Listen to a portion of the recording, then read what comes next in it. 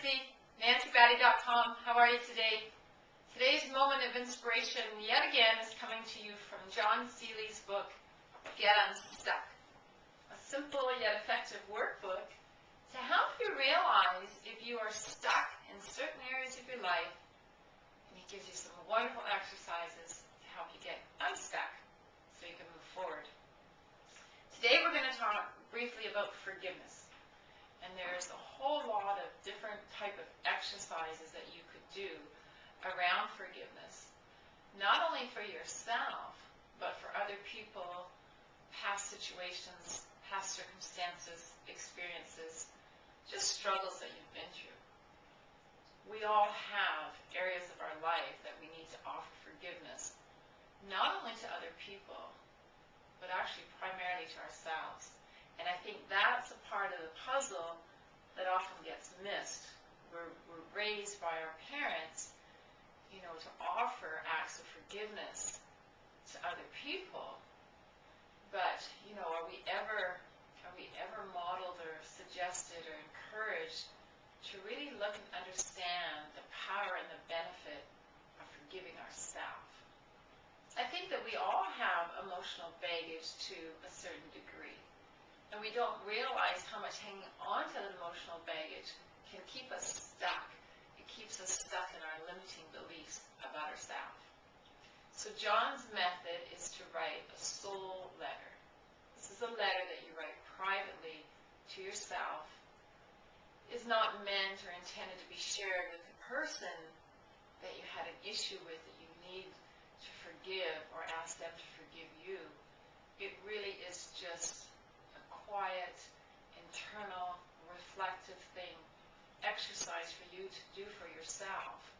But if you follow the steps and the process that he suggests, it allows you to own what the issue was, work through the pain, and then let it go, and get to the other side, and have the relief, and the inner peace, the calmness, and just the gift of the presence of mind to know that you've truly let go of something that was holding you back.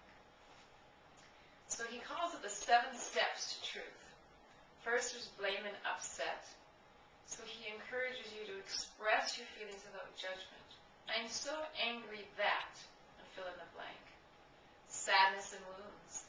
I'm really sad that this happened, this hurt me. Doubt and fear. I don't know if, and it gives you an opportunity to express what's really bothering you. Responsibility and guilt.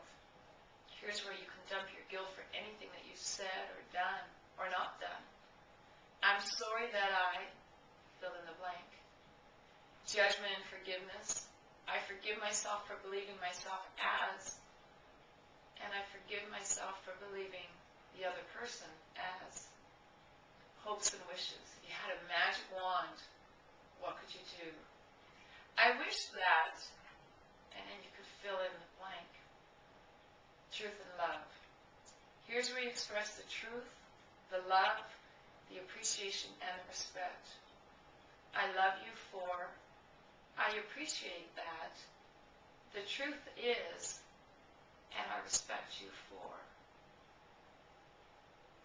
So those 7 steps, if you were to sit and do that towards yourself, for any issue that you've had the courage to recognize that is keeping you stuck, any belief, any limiting belief that you have about yourself, come to terms with it, come to grips with it. Own it, acknowledge it, surrender it, release it, move forward.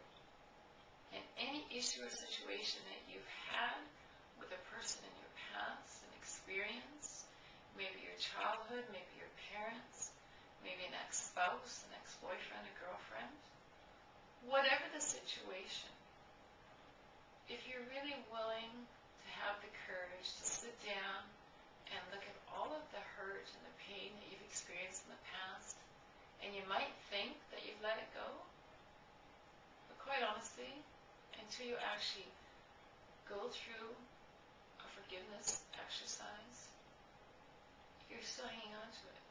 It's still stuck in your psyche. And what freedom and inner peace and calmness of mind and heart and soul will you experience if you truly, truly were to surrender it and already forgive the entire situation. It's a kind way to love yourself.